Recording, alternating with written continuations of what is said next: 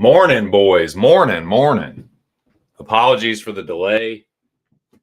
What the fuck is up?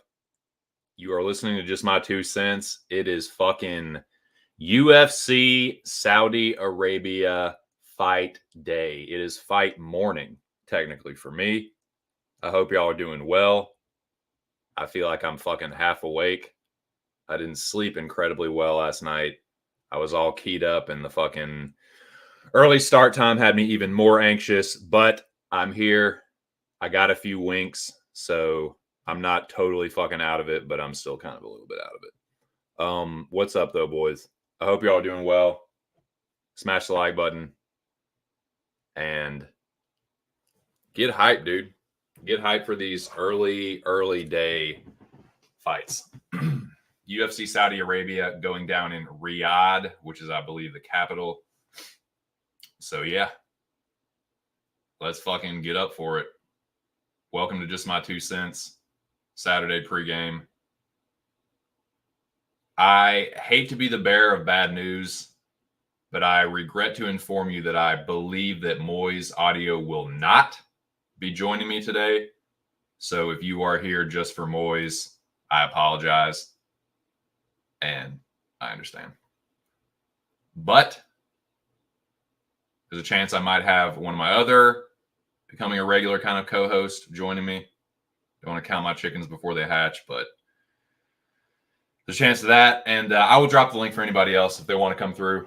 It's not going to be crazy today. I'm going to keep it short and sweet. And yeah, try and wake up, man, for these fucking fights.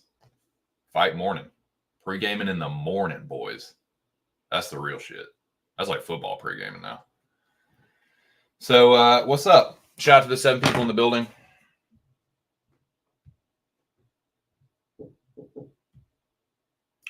What up, boy? What are you doing? Hold on, boys. Give me 1 second.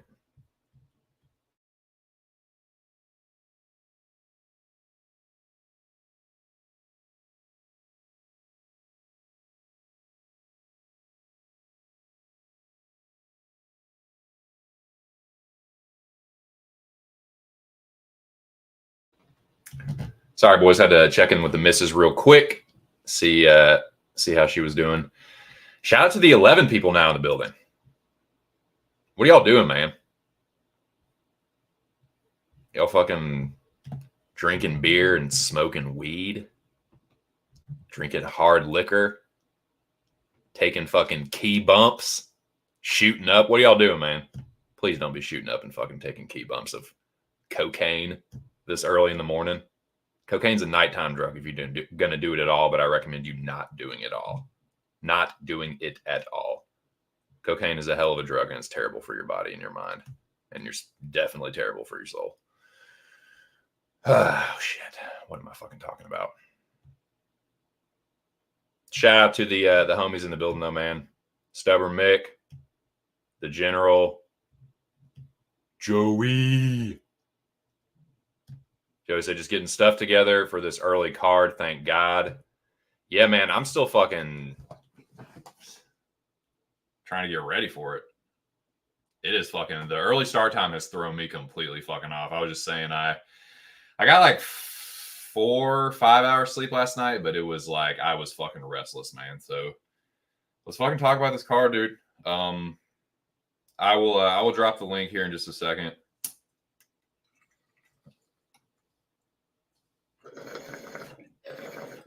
But I'm going to do my little quick shout outs and plugs and my shilling and all that and get that out of the way. Well, it's the big show. Yeah, you can't do that, can you, Lou? I'm just playing. Shout out to Lou Betcha. Shout out to the big show.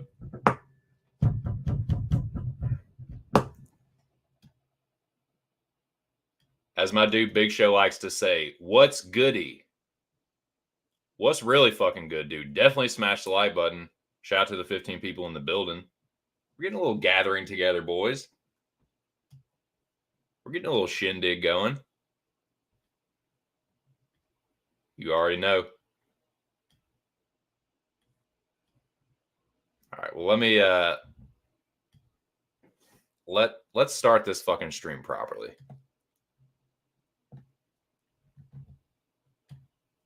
Shout out to my dude Aaron the Dog. That's his YouTube channel right there, Aaron the Dog MMA on YouTube. Subscribe to it, and definitely check out his Wednesday night UFC breakdown show at 10 p.m. every Wednesday. You can find Aaron, your boy, Lucky Locks, Lou Betcha, a rotating cast of characters. It is a fucking good time, and there's a lot of good information and sharp capping on that show. Usually not for me. Sometimes it is, though. But shout out to Aaron. This past week was no exception. It was awesome. Great panel. Yeah, good time, man. Check it out.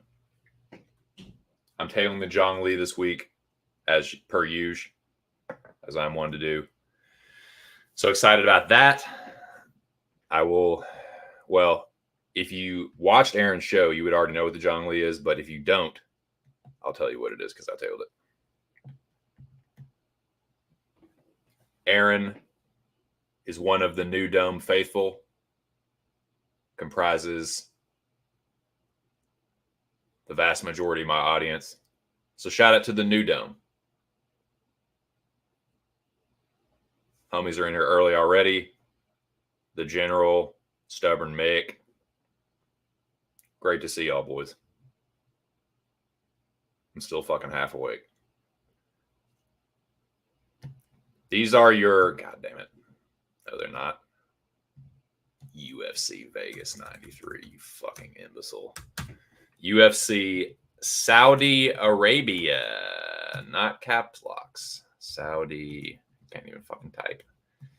Saudi Arabia official weigh-in results. These are your weigh-in results from yesterday. These are my 2 cents on the weigh-ins.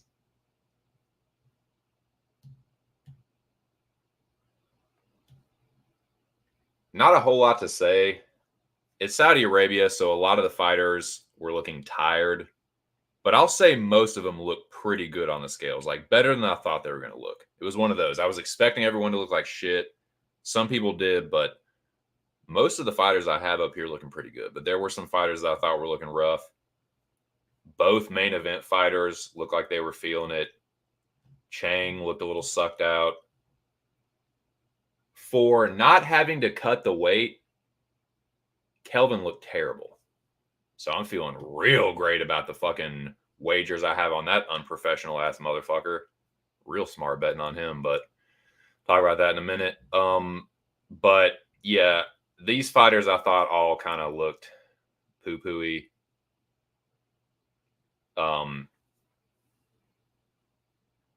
Chang Ho Lee, I thought looked a little rough.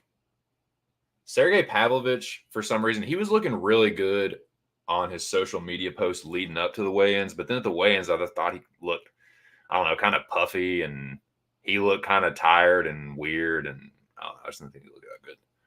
And I thought Shar Bullet looked a little out of it. He was the last fighter to weigh in. He is my leg of the Locker Room Talk podcast parlay this week. So that makes me feel great. I love it when my fighter is the last one to weigh in. And I thought he was looking a little rough. So awesome, dude. Let's fucking go. But like I said, most of them were looking pretty fit, healthy, and ready to go. So yeah, that's my 2 cents on the weigh-ins. Not a ton to say about it, honestly. Nobody missed weight because, and I'll go ahead and say this, Big shout out to D-Rod and big shout out to the 20 people now in the building watching on YouTube and X. If you're watching on X, pop over to YouTube, man. It's just, I don't know how to explain it really, but it's better for my channel over here, and it's just more chill over here. The weed's better, so come on over. 22 now. See? Now you see there. But yeah, man. Shout out to Daniel Rodriguez. Dude, I have given that dude a hard time in the past. It's not really him as much as people like, I think, overrate him sometimes. But he is a professional. He was going to make the 170. Kelvin is the fucking dumbass here. And D-Rod, shout out to him for taking this fight. Because Kelvin has the advantage now. He was already like kind of the bigger dude. I know he's shorter, but he's like, he fought at middleweight. D-Rod's been fighting at welterweight for a while. Kelvin has to cut a ton, obviously. And he's just not fucking disciplined about it. He's just a fucking goofball, man. He just like smoking weed and eating tacos and shit. It's like, what the fuck can you do with that, man? He just literally just like, nah, it's not happening. Not coming off. I'm worried. He's like, you don't seem that worried, motherfucker. It's like, Jesus, Kelvin. But yeah, so shout out to Daniel Rodriguez for being the actual professional among the two of them, taking the fight. He did take some of Kelvin's purse. So shout out to Daniel Rodriguez, D-Rod. But I'm still on Kelvin Gastelum. I'm not cashing out all those fucking bets. All of them. There's a few of them, but yeah. It's gonna be one of those cards, I think. Give me 1 second. Sorry, boys. I gotta give them this something real quick. Hold up.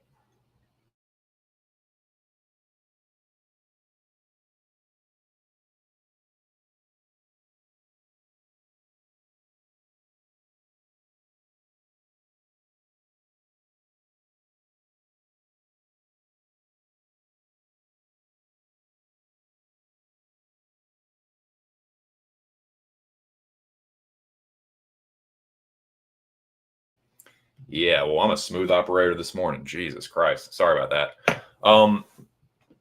But yeah, shout out to Daniel Rodriguez for being a professional mixed martial artist.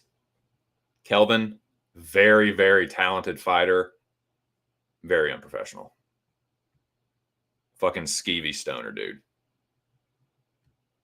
Hello, cutie pie. You make me blush. Good to see you in the building as always. You old bud, you old Ted. Talking about you earlier. Ikram and Shara, they did, man. A few fighters did. They're just like, they look like I'm feeling right now. I don't know where I am. I don't know my name. What's my name? Tell me my name. You're right. You know what, Mick? You're right. Is that what you want to fucking hear? Yes, you're cool, and you're right. I know. I don't like it one bit. Kind of breaks my heart a little bit because I know that no matter what happens, like, it's not going to be good for one of us. So, but it will be good for the other. So that's the flip side. That's the yin to the yang. One of us will cash on that. I'm all over Kelvin, fucking Kelvin Taco Tuesday Gastelum. Motherfucker. You better fucking win, dude. You go through all that and don't win. Whoop! You want to talk about a blacklisted ass motherfucker? You better believe. And Kelvin is a fighter that I back. I fucking go to bat for that dude when people just drag his name through the mud. But if you think I won't blacklist him, if he fucks this up, you got me chopped, bruh.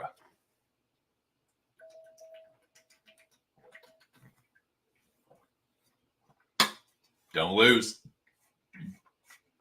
Be like Ned Isakoff. All right. Get it, dude? Gas because he's going to gas because he's fat.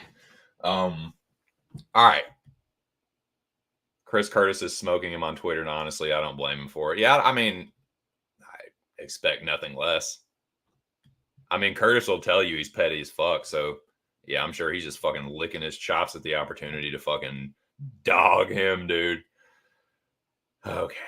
Alrighty. What am I fucking talking about? Yes. That dude I was talking about earlier is in the chat. Big Show.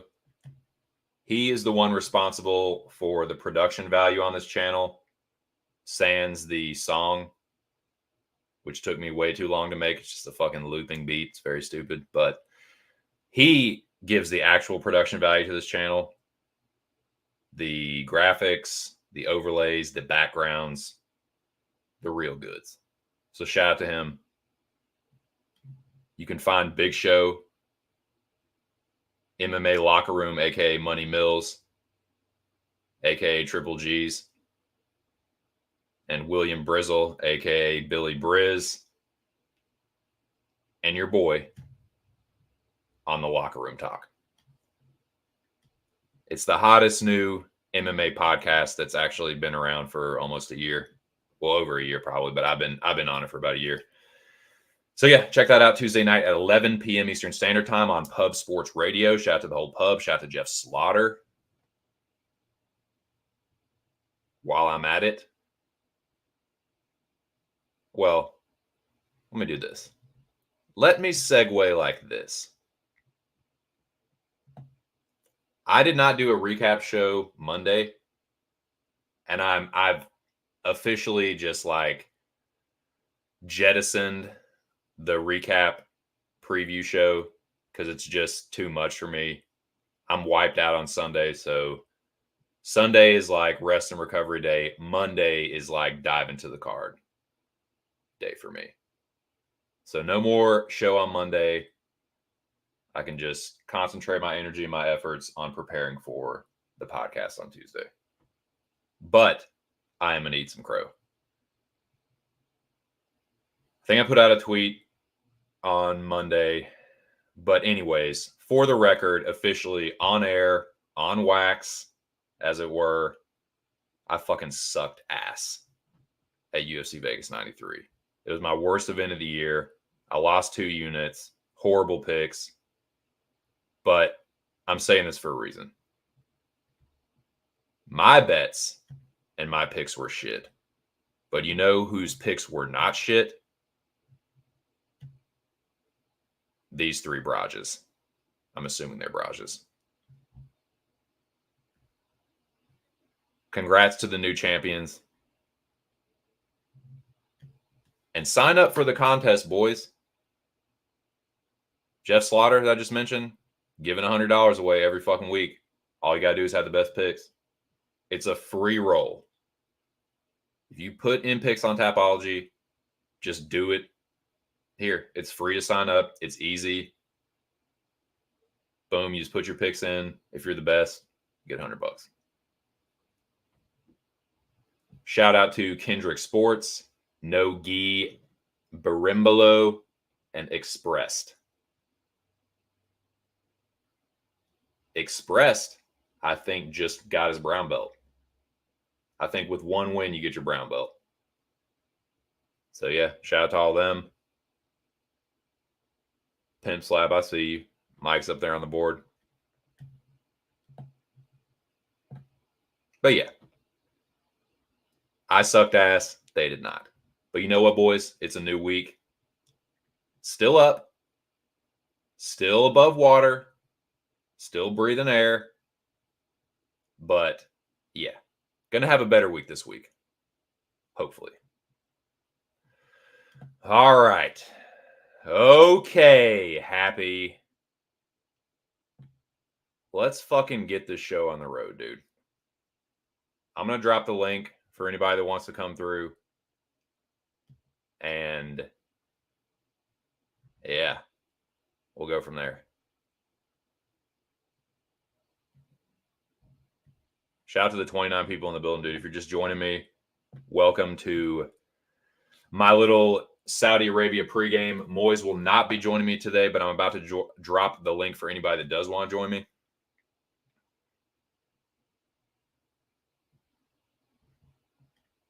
trying to get my fucking act together. I'm all out of sorts. I'm like half awake. struggling to fucking string sentences together. But I'm here. I'm here, god damn it. And we're going to pregame for Saudi Arabia. Saudi.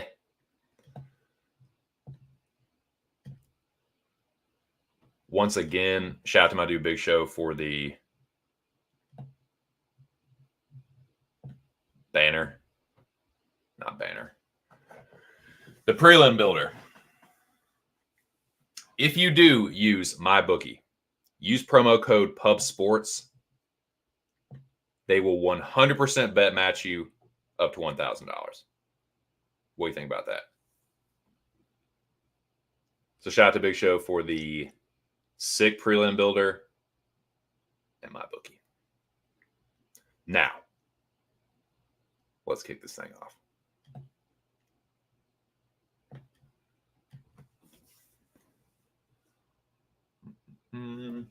If I can find my phone. Actually, fuck that. Hold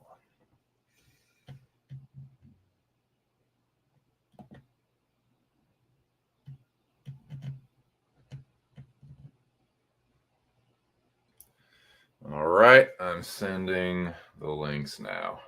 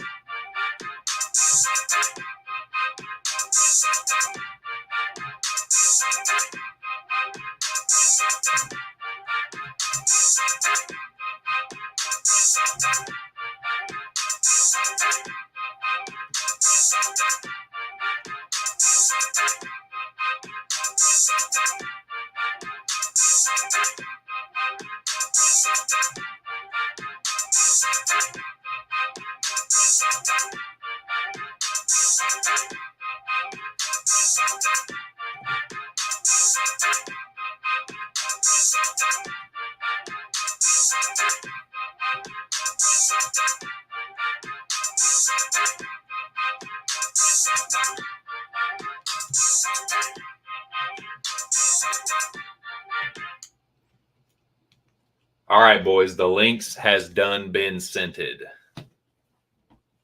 Man, there's been a lot of cancellations and fizzled fights on this card. Oh, shit. Well, that didn't take long. Indeed. All right. Somebody grab the link, and I mean quick. Let me bring him in. You know this dude. He's stubborn. He's Irish. What up, Mick? How you doing, Matt? I'm doing well, Addy. Yeah. I don't know. I'm just getting my shit around here. This is kind of awkward for me.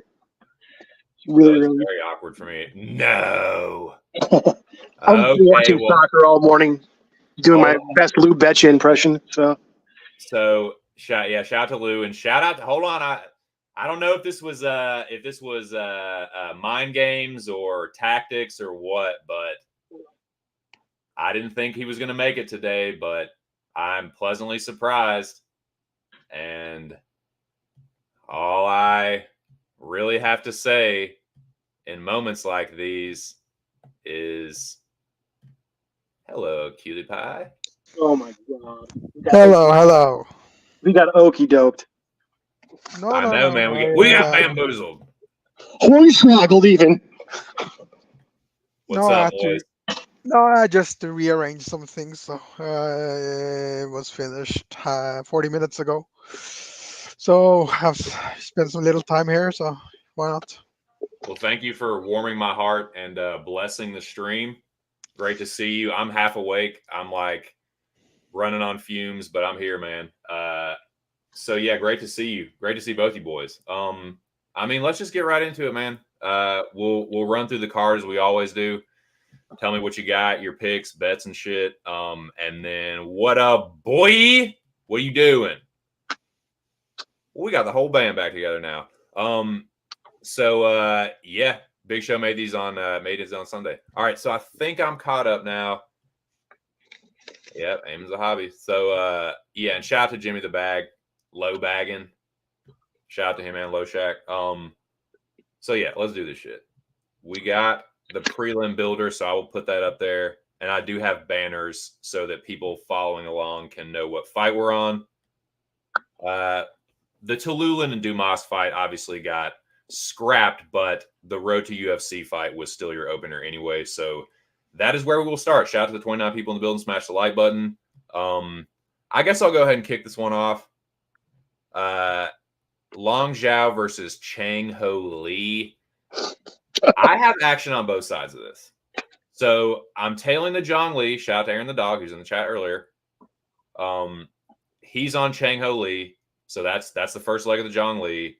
And then I have a greasy parlay with Long Zhao. So I'm covered no matter what happens in this fight. But I'm picking Long Zhao. I think he's the better striker. And I think that he's just had a lot of experience fighting guys that want to do nothing but take him down. I think that's exactly what Chang's going to do. If he gets him down, I can see Chang winning a decision. But on the feet, I think Long's better. And I think the damage could edge out a decision for him. So give me Long Zhao, but I'm not super confident about it. Stubborn Mick, I will give you the hot mic since you were the first one to grab the link. So tell me what you think about this one, Bubba. Yeah. So this fight draws no interest to me whatsoever. I think both these guys are very limited, as are most of the people on the road to UFC. So I really didn't, dig into it more than I needed to. It was one of those things where if Aaron puts it on his Zhang Li, obviously I'm going to take that, and that's it. So yeah, I'm going to be rooting for Chang Ho Lee, but I don't see a decisive advantage for either fighter just off the naked eye because it's so low level to me, and that's just the honest truth. So, gun to my head, I'll take Chang Ho Lee, but not confident. I think he's the better grappler. What do you think here, Moiz? I got the Chinese Long Johnson by decision. Long Johnson! 2 inch of love. Great. That old teriyaki chicken wing. He has the experience, and I think he'll be able to stuff the takedowns from latter parts of round 1 and beyond. So my only concern is Chang Ho Lee's southpaw stance, how he handles that. You saw it yesterday how Rob Wilkinson almost fumbled because of the southpaw. So. There's always an issue. And I've noticed that Long will anticipate his opponents taking him down and just keep his hands low. And he'll just be like, okay, I'll eat whatever punches they throw at me just to be able to get my underhooks right in. So Chang does that too, man. He'll just punch forward with a blitz into his takedowns, and he'll probably try and do that the whole fight. But yeah, I see Long stuffing him and then kind of starting to roll off the fence and go back to the center and tune him up. So. But yeah, like I said, I got action on either side. So I just made the best fucking Northeastern Asian man win. So yeah, we can press on from this. This one, man, I really wanted to get to Branjison Hibier, but I am going with the lame ass Russian. I think he wins a lame ass decision, but I am not betting this whatsoever. It's a huge pass for me, but Moiz, are you blown away by this 8-0 Russian, or do you think the fucking glass cannon gets her done? With the Brazilian, he's gonna get the submission. He has awkward striking, so most likely he'll tag Gazi Yashulev. And then you'll see some panic wrestling into a submission. And look at his neck. He's begging to get choked out. So I don't trust this Russian guy. So just because Brinson got knocked out by a pressure fighter who willingly and just take shots like a retard and got knocked out. So you have to look at the matchups. So just rewatch the fight between him and Zhang. Zhang just walked straight forward, eating shots. I don't believe Gutsy Yasulev has the same He does not hit like mentality. that. There's no fucking Yeah. way. So Yeah. I mean, that's why I didn't bet him. But like, Brinjison is chinny, and like Gadzi Zulov isn't the worst striker in the world. I think he's gonna one punch him like fucking Zhang, but I can see them like robbing Brinjison if it hits the cards. So that's why I didn't bet on him, but it feels like Ribeiro or pass from a betting standpoint. What are you doing here, Mick? Yeah, I don't know what I'm doing, honest to God, because Frudzy Zoloff, he's got a fucking botched record. It's completely fucked up, and he's got fights that may or may not have occurred on it. And some of the film I can't even find, And with Ribeiro, like you guys said, he's a glass cannon. So I did take the over 1.5 in that fight for plus 185. That's pretty much how I'm going to attack it. It's definitely a dog or pass, though. If you're taking a money line on this, I don't know how you can feel confident in a guy that's padded his record. Well, how's that gone in the past? It's not gone well at all. Dude, he even has one that got like scrubbed from his record because it wasn't legitimate enough. Like, this is not a legitimate fight. Like, it never happened. You're putting shit. So you're fraud. You're band-aiding and you're paper macheing your record together just so you can get on a promotion. I mean, and at the same time, how good can you feel about Bridgerson with his chin? I don't know. Is it overstated? Is it understated? We're not going to know until we watch the fight, obviously. And right. I don't hate the shot on the Ribeiro sub, especially if you get a good line. So shout out to Moiz on that. So I'm just I guess I think I'll go with the chin strap, as Jack Attack would say. But if just for a picking, but there's no way I'm going to bet him. I'm not going to parlay him. Because that's the thing. Like, even if he wins, I think you're going to sweat it because Brinjison is so dangerous. But like, it feels almost like a trap. Like, it's like, this dude sucks on paper. His opponents are shit. Like, he's undefeated. Like, hey, look at this number. This dude's dangerous. Like, it's okay to pass on a fight if you don't like something. Yeah, exactly. Yeah. It feels like just pass, man, because it almost feels like a trap. Like, they're almost like daring you to bet Ribeiro, and he's kind of chinny, and he's just. And like you said, you could absolutely get robbed on this card. Yeah. No, I don't believe the theory about him having a glass chin or a bad chin. It's just that look at who's been knocking him out. Zhang, the other Russian guy, he has 10 knockouts, no submissions, and 2 decisions. So you have to look at who has been facing. So that's a good point, and this is kind of how like I evaluate that. So I mean, if you get knocked out by Ngannou, do you have a glass chin or? No, no, that's a fair point. Like, it's like, yeah. Not necessarily, but I do think at a certain point, I've said this many times, no matter whether it's a good fighter or a bad fighter, the damage is the damage. You can't like, oh, well, this was damage from a better fighter. It's like, no, you still took the fucking damage. You still got knocked the fuck out. So like, at a certain point, your chin is just going to become not as durable as it was, regardless of the level of opponent that fucking doled it out to you. You know what I'm saying? So but I agree with your point. Like, yeah, I don't think this dude cracks like Zhang. Zhang is a big fucking boy, baby. So, yeah, I think this dude is like not what he's being built up to necessarily, and I'm definitely not betting him. But yeah, it's a pass for me. I can't. I almost got there with Ribeiro, and best of luck to anybody that is. I don't think it's the worst bet, but passing for me, boys. All right, this one seen a lot of people on Kyung Ho Kang, and another one where I almost got there myself. But I'm just going to be a lame-ass bitch and go with Gafarov and say he wins a lame-ass bitch decision, just like Jackie Boy would say, just dusty bitching it. But I think Kang is live. I think he could get the sub. And actually, I do have a greasy parlay with Kang by sub in it. It's just a long shot flyer. I got a little stupid with a couple bets, but yeah, I'm going to pick Gafarov just for Tapology, and I think I picked him in the contest too. Sign up for the pub contest, boys. Free roll. And shout out to Nicky Boy, man. Great to see him in the chat. Said he got his picks in, so that is tight. But yeah, I can't remember who went first last time, but weapons free, boys.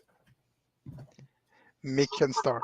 Okay, so I don't like Gafarov at all. I don't like his gas tank. I don't like much about him. I understand that this is a good situation for him where he's fighting at, and I understand the robbery factor is there. I don't know. That could be fraudulent too to say that. Kyung Ho Kang hasn't looked great in some spots, but I do think he's pretty tricky. Subs live could be later. I don't think it's a Christian Quinones situation at all, but I do think that I think he's got more than enough weapons to win this fight, especially if Gafarov does what he has done and looked bad in spots where Jax also said this in the Dome, shout out to the Dome, that this is a very winnable fight for him. And I think it is, but at the same time, I haven't seen it from Ewing and Gafarov at all. I'm not a fan. And I feel like this is a dog or pass spot. I put a half unit on Mr. Perfect with the 60% win percentage. Hilarious. I don't know, man. I understand either side if you feel that convicted, but I can't get behind Gafarov. So that's my play. I'm going with Mr. Perfect, but not investing a lot. I feel you, dude. What are you doing anything here, Moiz? I think Kang gets a sub. Gufarov has only one decision win. That was in UEA Warriors a couple of years ago. So most likely he'll be crazy around one, maybe drop Kang, get overexcited, gas himself out, punch himself out, and by round 2-3 he'll get finished by Kang. So I threw it's a 3-leg parlay. The first leg is Long Zhao.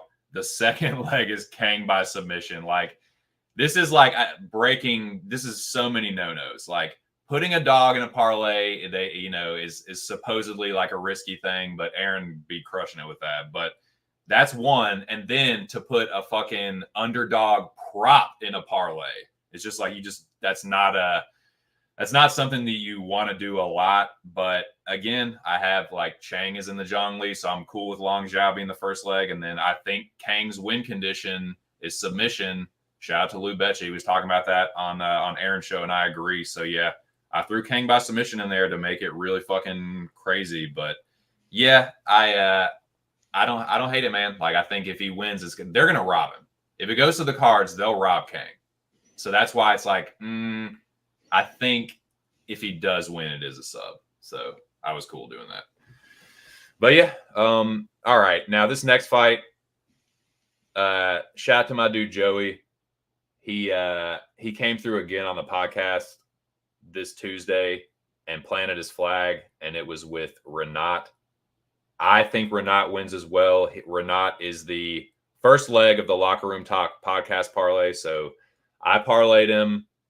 I know Moiz is going to tell me all about Nicholas Dalby and his cardio and the strike numbers he puts up, and I get it. I know he's been super live as an underdog. All that shit is true, but this is the thing. This is the issue. He's been fighting Brazilian jobbers and frauds, and that's just not Renat Fakhretdinov. He's a good fighter. He's a good wrestler. And Dalby's going to have to finish him. Again, if you don't think they will rob Nicholas Dalby blind in Saudi Arabia, you are fucking drunk. Drinking for the morning time, baby. No good for your life. He's not going to win a decision. So, yeah, he's going to have to get the finish to me, and I don't think it's going to happen. I think this is going to be a fucking Renat Fakhretdinov, either grapple fucking. I could see him fucking clipping like Jesse Ronson. Like, that's the thing with Dalby. It's like he looks good and wins when he's not supposed to, but then all of a sudden he'll just get whooped. Like, he got whooped by Tim Means and then clubbed and subbed by Jesse Ronson. And it's like, dude, and he lost 3 in a row to jobbers. It's like, I'm not buying it. Like, he's been feeding me crow, but I think this is the fucking end of the road. I think this is a Renat Fakhretdinov spot. And yeah, I'm all over him here. So let's fucking go. All right, Moiz, give me the fucking make the case for Dalby. No, I'm gonna pass because I don't know what's gonna happen. We saw it yesterday. Guys like Mats Burnell and Piccolotti just hold on for their dear life and somehow won the round. So similar might be happen here with Facardino. He doesn't have to, land any significant punches on the ground. Just hold him down and just control his wrist and keep him in a half guard. Malu. And the second dilemma is if there's judges from Brave FC or UAE Warriors, we might even see a 10-8. So Oh yeah. most likely Facardino by decision. But then again, I don't know. I don't know who the judges are. Right. We saw it yesterday. It was crazy. So I'm passing. Right. Yeah, I think, that's probably the smart thing to do, right? You don't have to sweat anything and you don't have to get burned. You don't have to fucking it probably does go to decision, right? And then you get fucked by the judges when you're like, nah, that was a good bet. It's like, well, I don't know, man. I think a smart man probably does pass, but I don't know. What are you doing here, Mick? 100% passing on this. So first of all, like you said with the judges, that's one thing. Other thing is, I don't know how Renat is such a fucking ring rat is what I call him, ring rat. I don't know what ring rat's gonna do in this fight. The Zaleski dos Santos fight, I think he got gassed because Zaleski dos Santos offered something back during that fight. Now he wasn't winning the first 2 rounds. No, and he wasn't winning the 3rd round. He was getting whooped until that fucking body kick, wiggity whooped. Right. And that's my point is that what is Dalby going to do in the first 2 rounds that's going to wear him out? I don't know. If it's just resisting takedowns, that might be it. But I also think that Dalby's very, very, very takedownable or whatever. I think that he has good takedown defense to a point. But people always get him down at some point. And I don't know how much it's going to wear on Renat. The Jesse Ronson fight, well, fuck. Jesse Ronson was on all kinds of shit. So I don't even know what to take out of that. That's my problem with that. I do think that Renat could clip him, though. I'm not thinking that Dalby is Kevin Lee gone, but I don't think he's He's it's been not dropped a half a dozen times in his UFC career, so it's not impregnable to being knocked down. So that's what am I supposed to do with this fight? I guess it's dog or pass if you like grease, and it might be a dead bet from the jump. I get why you take a guy at this line. I just don't. I think there's a good possibility he could get ran through and look silly too. Dalby feels like another dog trap, kind of like Brinson. I think there's even more of a dog trap than Brinson, to be honest. Where it's like this dude. I'm sorry. I think this is way more of a dog trap because Renat's actually proven what has Fraudzy whatever done. Well, nothing. Right. Yeah, the Ribeiro fight is lower level, so it's I don't. Even if Ribeiro gets fucking cracked from the jump, whatever. It's a no one knows anything. This one, you have a body of work on both fighters. I don't know, Nick Dalby's fucking overachiever from hell, dude. No doubt about it. I just think that this game plan, where this is happening, this could be a bad situation. But you never know. So for me, pass. And if I had to pick a fighter, I'd take Facardino. Yeah, I feel like Dalby will probably make it a little more uncomfortable than I'm going to want ideally, but I still feel like Renat gets it done. If you have to bet the Dalby side, plus 3.5 spread is like plus 120, plus 130. So that's not bad. No. That's not bad at all. I could see him winning the 3rd round. I don't see that's another thing. I don't even see him getting like a 10-8 in the 3rd. Do you? I mean, I don't even think the draw is live. I think the first 2 rounds are so much Renat, it's not even funny. He will desperately go to the grappling if he needs to, and I think he'll probably get it. You know what I'm saying? Yeah. So, all right. Well, let's talk about this one. God damn it. So, Hack Parast is the anchor of the core for the Locker Room Talk podcast parlay this week. It's Renat and Nasrat. Gets you close to even money. But so that's like the core. But another one where it feels a little bit like a trap. I get because people love fading Nasrat. They just do.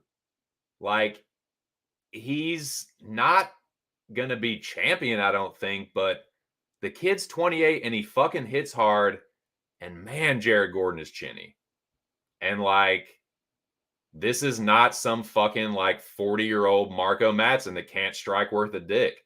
Like, dude, go back and watch the Neto BJJ fights for both these motherfuckers. Nasrat smoked that son of a bitch in seconds, and Jared literally got melted into the fucking cage. Suspended animation into the cage. So I think that's what happens here. I think Nasrat knocks his fucking block off. I'm super nervous because fucking Clint has laid like His a life. massive amount on Nasrat. So I'm sweating it. And I had my trepidations about putting him in the podcast. So I'm not going to be the one to say I told us so, but it is not going to be blamed on me if this goes sideways, because I had my concerns about it. But for the record, I think Nasrat knocks him out. And yeah.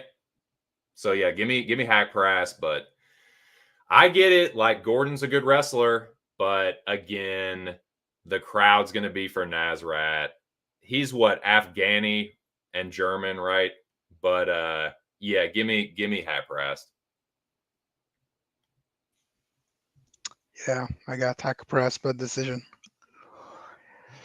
He's gonna stay safe, stay on the outside, try to avoid the takedown. So I don't believe there will be a knockdown or knockout. If he overcommits, Gordon might duck under, take him down. So Noticey. Right. It's another one where I can see them robbing Gordon, kind of like Nasrat lands a few more significant head strikes. I think he's faster. I think he hits harder. But Norishi, if you want, you already know. I know you just winded me up. 1, it's for dramatic effect. 2, it's a fucking terrible handle. 2, if you want to see my face, you know where to go, because I'm gonna be heading to the pub here in little less than 1 hour. So you want to see this gangly, twiggy alien fuck, translucent skin stretched over an alien frame fucking face? Pinhead. You come on over to Post Sports Radio. Now, what's the next fight here? I believe it is. Hey, whoa! What about me? Oh shit! I'm jumping the. God, I always do that. What about us? What a fucking rude ass host, man. You're good, man. I took Nasrat, Hack Press. But I mean, I think the double chance for KO decision is probably a free parlay piece. I guess. I don't know, man. Gordon just bothers me. Like, what is he? 35 now. He's been dead legally before, right, for a few minutes. Yeah. This is a guy that I don't really like as a fighter that much when it comes to these kind of spots. I understand him as a dog against, like, or Marco Madsen or something of like that nature, but I don't like these spots for him. Or I don't even know if he was a dog in that fight, but a fight like that where he can expose a certain level of fighter. Hack Press is much fresher as a fighter. Been through less shit for sure. Jared Gordon's not it for me in this spot. I definitely would say he's probably the safest play if there is such a thing on this card. Right, because I feel like he just doesn't seem like the kind of guy that's going to melt Nasrat. Like, even if he makes it close, like I said, I think they could rob him. Like, he seems like one of the more robbable fighters on this card. Like, I want to just preface this by saying I don't think Jared Gordon's a terrible fighter by any stretch. No, he's not. He's good. It's probably going to be like, if he doesn't get knocked out, it's going to be a close fight, I reckon. But like, they're not going to fucking like. If anybody's going to get robbed, it's not going to be the young Middle Eastern fighter. You know what I'm saying? Yeah, if you want to call him that, isn't he German? Yeah, but like, they'll see the. So at weigh-ins, did you notice at weigh-ins when everyone was getting these loud applauses? I think Felipe Lima got a huge applause. Volkan or Ozdemir, like, he got the biggest. Dude, one person clapped for Nasrat. One. I couldn't believe it. It's like, you're not real. So that's that. The next fight, I think, is what you're just talking about, Lima and Naimov. Yeah. So why don't you go ahead, Mick? You already fired up. What do you got here? I want to take Lima so bad, but I'm so worried about the size difference.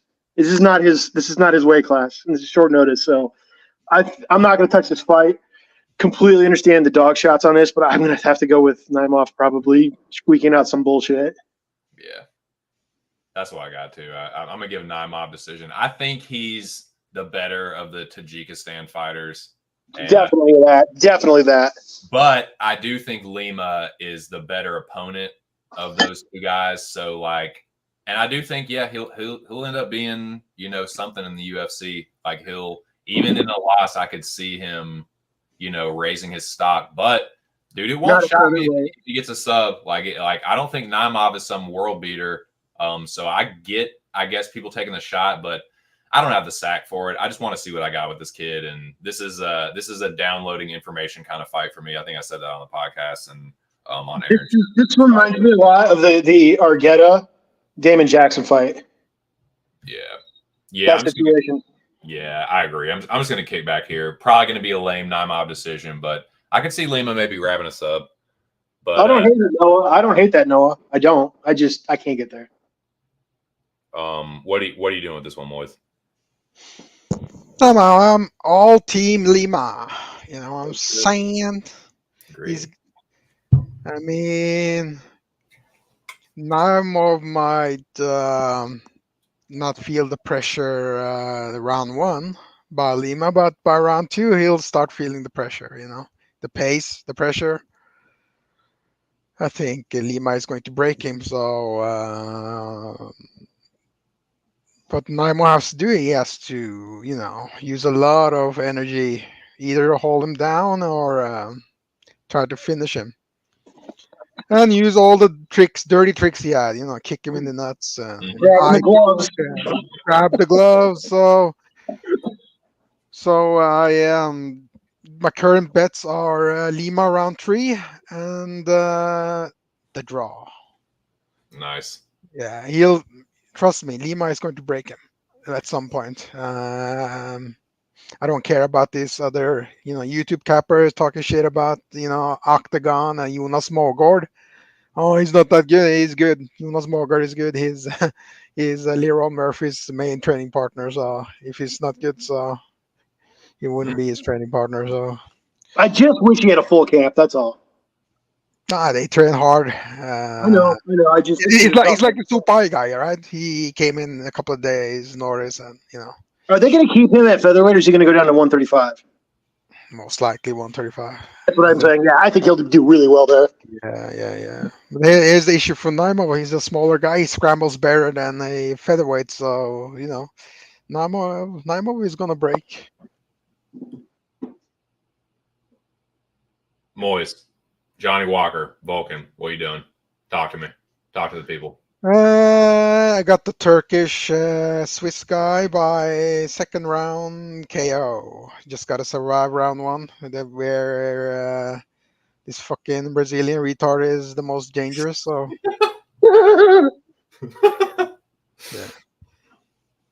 yeah. Go ahead, Mick. No time. Plus 105 money line. You fucking kidding me? You think I'm going to take fucking chalk on Johnny fuck Walker? Eat a fucking bag of discolored dicks. Never. God, why? This makes me nervous. I'm on Vulcan myself. I strongly considered making him my leg of the Locker Room Talk podcast parlay. Vulcan is in the John Lee parlay. So I'm rooting for Vulcan. I'm picking Vulcan. I'm picking Vulcan by knockout because of everything y'all just said. But this is the kind of opponent that makes me nervous. I think if Vulcan strikes, he will knock Johnny Walker out. Where I can see Johnny Walker catching him is if Vulcan tries to grapple with like a flying knee or something. So I'm not going to totally shit on people wanting to take Johnny Walker. But nah, I think Vulcan is the better fighter. I think he does find a way to get it done, either decision or knockout. But for some reason, my little baby nuts would not drop. I couldn't do it. But I'm glad that he's in the John Lee because I am picking Vulcan. I do like him as a fighter, and I do think he knocks Johnny Walker out, but I'm just not as confident on it as a lot of Not even if Johnny Walker's looking good. I can see a situation where he's looking good till he's not looking good because he just does dumb shit. Yeah, agreed. So let's fucking go, Vulcan, and we can press right along. All right, I'm gonna kick this one off. He's not fighting Jolton Luderbach. This was made before the opponent change, but Shara is fighting Antonio Tricoli, whatever. And Tricoli is the better Brazilian Jiu-Jitsu grappler. He's the better grappler, period. But Shara is the way better striker. And I think he's going to dot this motherfucker. Tricoli has fought an incredibly low level of competition. And he just decisions people, dude. Like, he's been knocked out and subbed once himself. Shara's not going to sub him. He just doesn't have the level of grappling. But, dude, Bruno Silva, people love to shit on that dude's grappling. He's really not a terrible grappler. He's just not known for it, really. Like, he's known for just being this heavy-handed dude. And, like, he's got some serious ground and pound. Shara didn't get ground and pounded by Silva. Silva was scared of that motherfucker on the feet, dude. Like, he was fucking Bruno Silva up and almost got him up out of there. I just think Silva's way more dangerous and a tougher test than fucking Mackenzie Dern's husband. Look, dude, like, think about it like this. He was going to fight a fucking PFL washout Brazilian, and they just gave him another jobber Brazilian.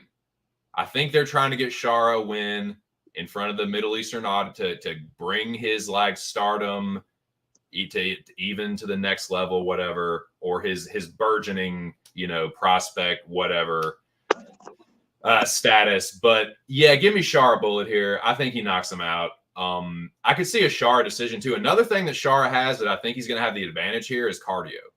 Like, if either one of them is muscle bound, it's Tricoli. Tricoli could get a sub, so I don't hate that. I know the odds are fucking insane, so I get that. But on the feet, it's not close. Shara's got better cardio. He's a better striker. Again, if you think they won't rob Antonio Tricoli blind, I don't know what you fucking drinking, but it's probably strong. But yeah, give me Shara Bullet. Moiz, what are you doing? I'm gonna pick Tricoli by submission. Round one. You're a Pakistani sack of shit, and not a Look, hey, listen to me. No, I'm not gonna listen to you. I fucking hate you. His right eye is blind. Yeah, right. I know you've done all the calculations. You're doing this for the bit. That's a cyborg eye. It's electric. You're doing this for a bit. No.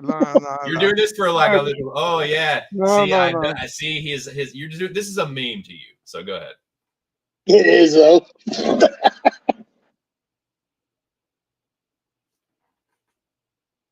Hello. The issue is he has only one eye, right? So what happens if Tricoli takes him down and he has him in side mount, right? Side control. He's not gonna see anything. He's blind. And then he sinks in the rear naked choke. And how do you think he's gonna, fight the hand if he can't see? We can't sub dudes that are like worse fighters than Shara. You know what I'm saying? They would never get a fight against Bruno Silva. I mean, he can't see. He can't see the arm, so he's gonna get subbed. Okay. Well, I tell you what, Moiz. If he does, I'll give you all the credit in the world. But if he doesn't, you are gonna fucking eat crow, because you're doing this to, like, for a bit and a meme to, like, so you can have this on wax, or like to have this little soundbite. But you're gonna eat fucking crow when Shara dots this motherfucker. All right. But I will eat it if you're right. I will give you. Yeah, Shara is mainly just a kicker. So like I said, you can do the I told you with a million U's and you'll be right. But you're gonna eat fucking crow when Shara smokes this motherfucker. So and if And if he gets in mount and puts fuck. and slaps on like a crucifix submission, how he's gonna see it? He's blind. He can't see anything. So again, like this all of a sudden, I love it. Any Brazilian that's got a black belt is like the fucking the best grappler in the world. Half of these motherfuckers have fugazi ass black belts, and like I said, this is not some ultra credential. This is not fucking Rodolfo Vieira. This is not Jacare Souza or Fabricio Verdum. Antonio Tricoli is a fucking jobber. All right, so Mick, what are you doing here? All right, so a couple things. Number one, I think I'm not concerned with because I mean Bruno Silva technically has he has a black belt, but he's not a wrestler by any stretch, and that does concern me. However, I think that Bruno Silva is a better wrestler or a better fighter than fucking Antonio Tricoli. He is. He clearly is. And I don't see us a world on short notice. You think this motherfucker's lasting with Alex Pereira for 3 rounds? Get the motherfucker out of here. No, man. I think this is a clear Chara spot, but at the same time, I'm not touching that line because he does have a missing eye, and this is a terrible line, and there are a lot of outliers here. And he was been preparing for like 3 different fighters now. Like fuck all this. This is a runaway. Avoid it. There's no fucking value here. It is dog or pass. That part I see where Moiz is coming from, but what's the likelihood of this happening? I don't know. You're definitely paying the price on that, and that's why you're getting rewarded for his taking traveling. But Chara Bullet's the pick, and I just don't like any of it. He's not as chalky as some people though. Like he's not the That's chalkiest fair. on the card. Yeah, I get it. I don't like this guy, man. Someone's going to fucking expose this dude so bad. Like, I just don't think it's going to be Tricoli. No, it's not, and I know that. I don't like fading. I don't know. I don't like the guy. I think he's too one-dimensional, but he does probably starch him. Yeah. But, I'm super biased too. So he is my leg of the Locker Room Talk podcast parlay. So this is what I did. This is my heaviest bet of the week. It's podcast parlay or bust. Renat, hot harass, Chara Bullet, little plus money, put a unit on it. Let's fucking go. But yeah, please God fucking win, Chara. I'm never gonna hear the end of it from Moiz. I'm never gonna. Oh God, please fucking win. Okay. But we can move forward. Got about 15 more minutes, and I'm gonna probably try and get out of here now. God, Jesus Christ, Kelvin. I think he's the better fighter. I still think he wins. I got really fucking stupid and threw Kelvin props in a bunch of like little greasy long shot flyer parlays. I think he wins still. I just think D-Rod's going to be – he's not incredibly fast at 170. I just think he's going to be more slow at 185. Kelvin has more experience there recently. Yeah, I just think Gaslam's the better fighter. It seems like another like underdog trap spot. Like I can't like support Kelvin's unprofessionalism, and I can only push back so much on the criticisms against him. But like there is this weird kind of like duality where he gets like overrated and underrated at the same time. Like his record is shit, but dude, D-Rod ain't getting no fight against fucking Israel Adesanya or fucking Robert Whitaker. Like in his fucking dreams. So like he ain't gonna sniff a fight like that in his fucking life. So yeah, give me Kelvin here, but goddamn, I get it. A smart man probably passes. Like respect to D-Rod for taking the fucking fight and getting Kelvin's purse, but yeah, give me Gastelum, and God, I'm overexposed on this fucking unprofessional son of a bitch. But yeah, Moiz, go ahead. Daniel Rodriguez by decision. I think Kelvin is injured. That's why he couldn't make weight. Interesting. Yeah, that's the most logical reason. So, what do you think the injury is? Did you notice? I know you're very perceptive at the weigh-ins with your magnifying glass. Did you molded hemorrhoids from all the Mexican food? Staff on the asshole. Yeah, asshole injury. It's weird though. You'd think if he was injured, they'd just fucking pull out. That's usually his go-to. You know, like he's done that plenty of times, man. He needs the And money. that dude is filthy. He has staff all the fucking He time. doesn't need the money. He's got money, dude. And he's seriously a dirty dude. You know what that motherfucker gets paid to show? Do you know what Kelvin gets paid to show? Come on now. If he had money, why isn't he wearing Dior Sauvage perfume? Moiz, get out of here. Great shower gel. And, Because he's frugal. Because look at him, dude. Clean boxer shorts and Does Calvin he look Klein. like Mr. Couture? No, he's a fucking like stoner barrage from the West Coast. Like, no. Yeah. I mean, Daniel looks even cleaner than him. So Daniel looked not. he's a Lacoste. Daniel's a former fucking gangbanger. They roll like that. Yeah, he wears the neither one of them look good. Dude, Daniel Rodriguez used to run hard in a crew when he was younger. He got into MMA to get out of trouble. He loved that kind of shit. Yeah, I understand that. And also, and the tattoo says in 1986. He got taken down 5 times and choked by Neil Magny. So, no, I'm just talking about why he might dress and wear flashy shit compared to Kevin. Oh, Kelvin. But there's your injury. There's the injury. Kelvin most likely had a wrestling heavy camp and blew out his knee or meniscus or something. There's your injury then. So I guess we'll see. But yeah, I mean, it'll be what I get. Look, if he has knee braces on, then live bet this Daniel guy, okay? That's fair. Y'all say that. Exactly, dude. You don't fucking say those words, Moiz. Yeah, I mean, I get the dog shot on D-Rod. Like he's a good boxer. And if Kelvin is injured, who the fuck knows what's going to happen? But I just think he's the fucking better fighter everywhere. So yeah, just wait till he steps on in the octagon. If you have knee braces, then start jumping for joy and max bet everything on Daniel. Jesus. Wow.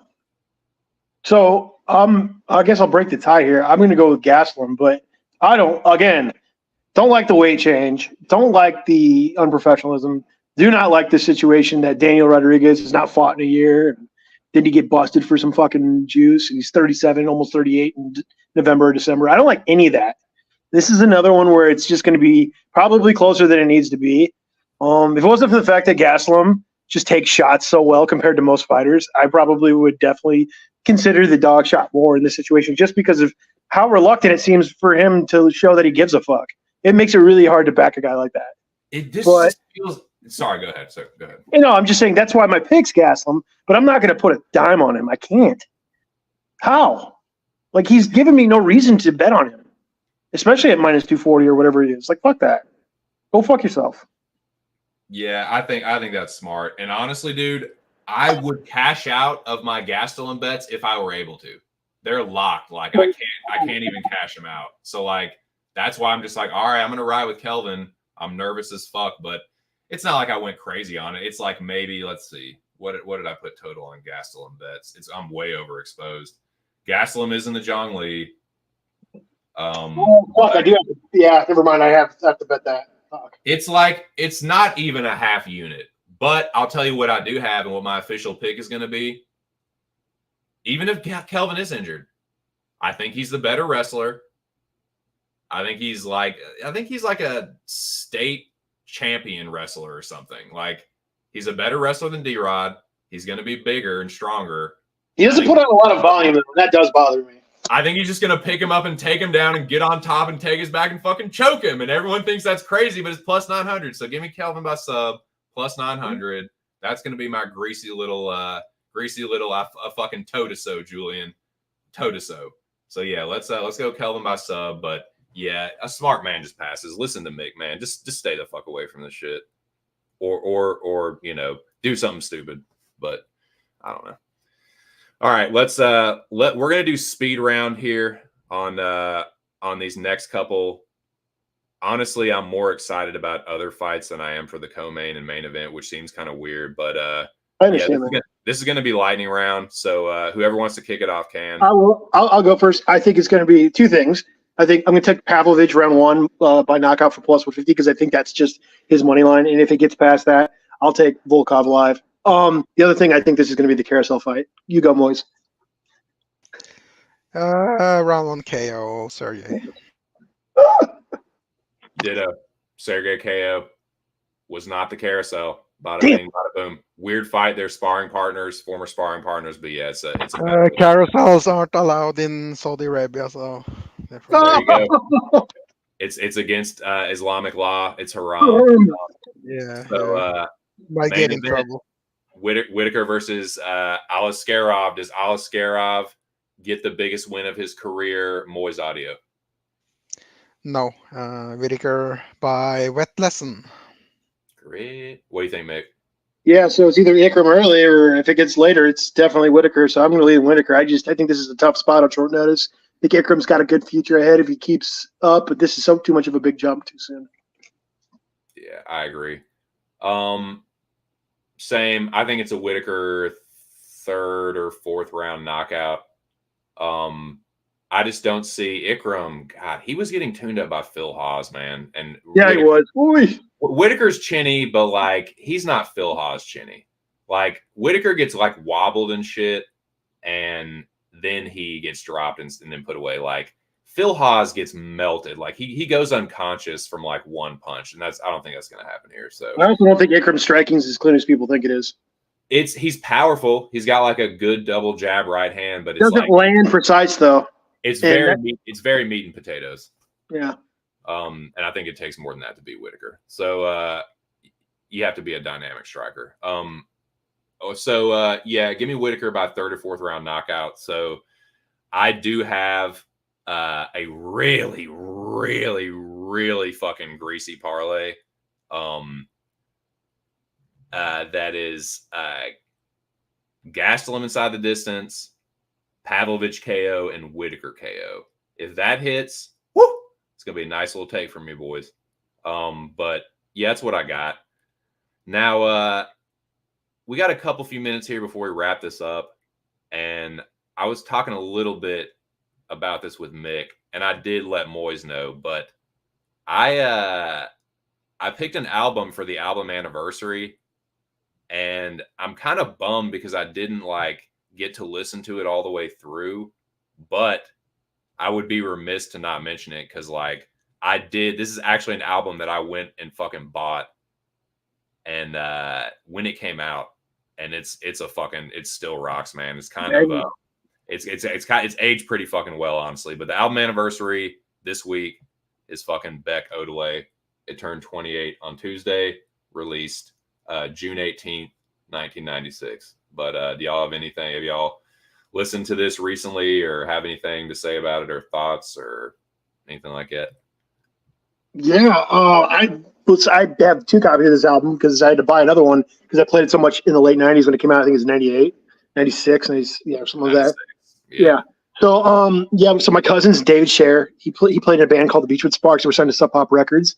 He actually toured with Beck on his Mutations tour. He opened up for him when he was doing Odelay and his album before that. And yeah, dude, it's a great album. And there's everything on there, from everything from even hip hop, just vibes of hip hop, or just, you see some of that. You see a lot of obviously alternative rock. There's some folk. There's just everything. It's very, I think it was ahead of its time. I think it's very creative, progressive. It's just a great album. And I think it's just pretty much Beck in a nutshell. Anything goes. I don't think there's any. That's what I like about Beck as an artist. I think he's and he shows it on many albums, but definitely on this one, that this is probably his magnum opus, his best project. That he's so versatile. And yeah, I love the album. Favorite album song is High Five Rock the Catskills. I think it's number 13. New Pollution's a great song. Obviously, Where It's At's the masterpiece that people mostly know about. Just a great album. Just a great album. It is, man. Moiz, did you get a chance to listen to Beck Odelay? Or I mean, I'm sure you know the hit. My favorite song is Novocaine. So that's a great song. Yeah. Nice. Nice. Yeah, it's I was kind of bummed that I didn't like get to re-listen to the whole thing. It was kind of a weird week, but dude, I remember when it came out, it blew me the fuck away. And it just, if I had to describe this album in one word, it's just fucking cool. Like, Yeah. Like Mick said, it's ahead of its time. It's aged really fucking well.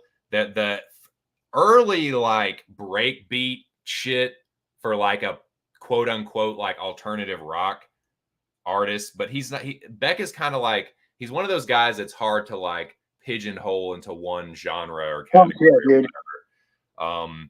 My favorite song, my favorite Beck song of all time is on this album, and it's fucking Devil's Haircut. Good song. Dude, Devil's Haircut is so fucking dope to me, but Where It's At is the first Beck song I ever heard, and that's one of my favorites. Oh, you didn't hear Loser on the album before that? Oh yeah, dude, Loser is great. Like that's because that came out a couple years before that. Surprise. Yeah. But no, dude, Novocaine's a great song. Devil's Haircut. I got a devil's haircut in my mind. That's a great, that's just a great album, man. And there's no one song sounds the same. How hard, you never see that anymore. You never fucking see that where there's not like a theme. You know what I mean? Yeah. Everything on that album is different. Not one song sounds anything like the other. It's crazy. True, man. It's true. But somehow it's got like, it's just it is a complete work. It truly is. It's not like a mixtape where you just like a rapper mixtape where every beat is just from this and that and this. But this kind of flows together perfectly, but nothing sounds the same. It's fucking insane. He is kind of, it was ahead of its time. He is like a truly unique musician, and I just think his music fucking rocks. Like this album is so fucking cool. And yeah, I'm gonna listen to it though, man. I fucking. How about that fucking cover? Isn't that weird? It is, dude. Like, I'm still trying to figure out what the fuck it is. It's like mop head on a dog that's jumping over. Head dog. That's what it is. Yeah, just check too many good albums released today. Johnny Mitchell Blue and Wilco, A Ghost Is Born, and Saxophone Colossus. So too many great albums. Steve McQueen by Prefab Sprout. So maybe next week we can do more extensive. I mean, I would put Odelay over any of those fucking albums, but I get what you're saying. Johnny Mitchell Blue crushes this. Come on, man. It's just not my bag, baby. It's number 3 on Rolling Stone's 500 greatest different strokes for different folks and different horses for different courses, and that is appropriate because that is just what that fucking album cover is. It's like a dog fucking show thing. And if you like Beck Odelay, definitely check out Mellow Gold. That's a great album too. It's the album that came out before that. Stereopathic Manure before that, really good album. So he's got other albums. Mutations was good. That was his project afterwards. Dude, whatever the album was that had Wow on it, the one that came out in 2016, I like that album. That's a good album. It's just different because now so much time has passed. The stereo symphonic sounds of recording had changed so much that he had to evolve, and he was just older. So, but back in those analog switching over to digital age, Beck Odelay kind of stands on its own. He uses so much live instrumentations, drum machines, just good shit. Yeah. Now see. Shout out to the 36 people watching on either X or YouTube. Now, see, you can't get that kind of insight anywhere, man. The dude's like cousin toured with Beck, so like this is good shit, man. I really appreciate the feedback, and yeah, Moiz, you give me a killer album for this next week or this next card or whatever, and I'll give it a listen. Go ahead and dive into the catalog or whatever, but that's gonna do it, man. That's gonna wrap it up. So we can do final words or final thoughts, whatever. Stubborn Mick, like I said, you were the first one to grab the link, so I will give you.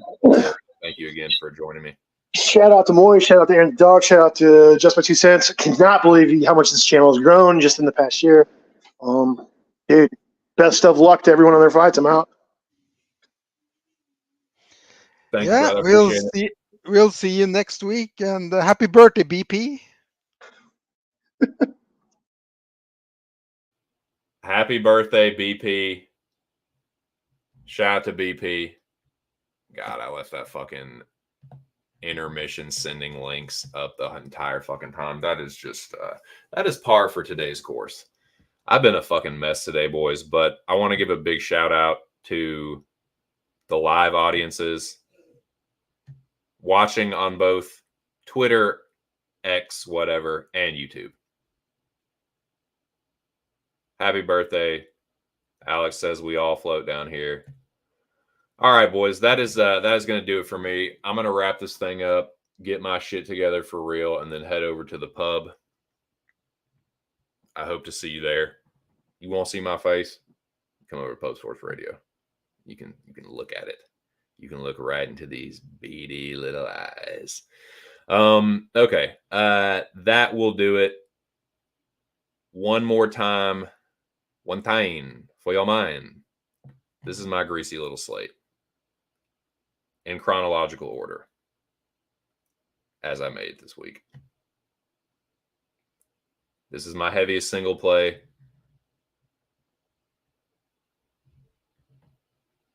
Tailing the Zhang Li.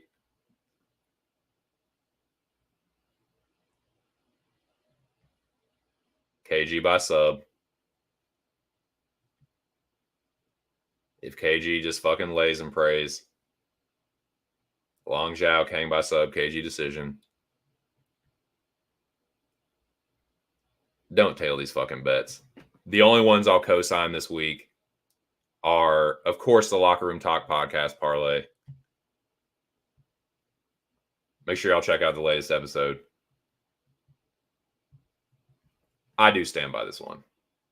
This is the one I'm most confident in. So I do stand by that. I also stand by the Zhang Li. I tail that every week. But the rest of that dumb bullshit, don't tail that, man. Just pass on Gastelum and D-Rod. And, just pick your spots on this card, man. It feels like a very trappy, minefieldy kind of a card. But, yeah, that's my slate. That, 3, 4, 5. That's it. That is unit and a half. So looking to go up over 5 units. Definitely looking to get back to 63.3 with the picks.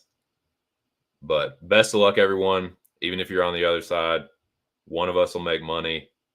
Shout out to everybody that came through. Shout out to my dude, Aaron the dog. Make sure you subscribe to his channel.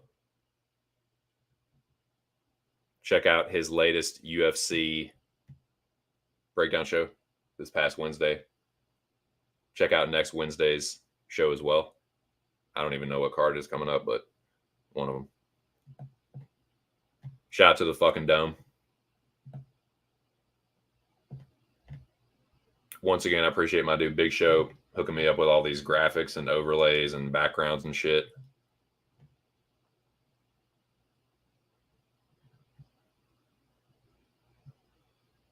Tune into the latest episode. Download it. Be back next week with the boys. Shout out to Joey coming through again. Planting his flag on Renat Fakhretdinov. And yeah, he's the first leg, so let's fucking go. Sign up for the contest, man. It's a free roll. Congrats to the new champions, the reigning champions. Looking to dethrone you mifks.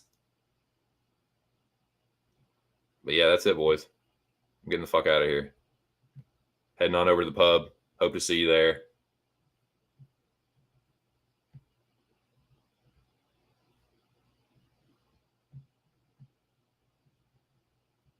Once again, thank y'all. Smash the like button. Subscribe to the channel if you have not. Like Moiz said, we'll be back next week.